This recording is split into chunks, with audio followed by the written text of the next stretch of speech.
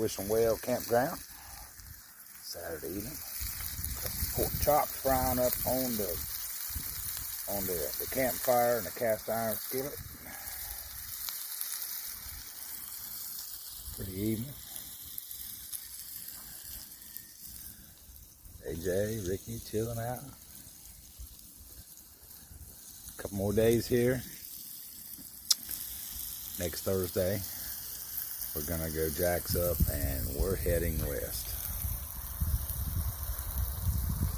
It's been a nice place to chill, to enjoy being back at the beach, seeing some people. We're ready to start our adventure.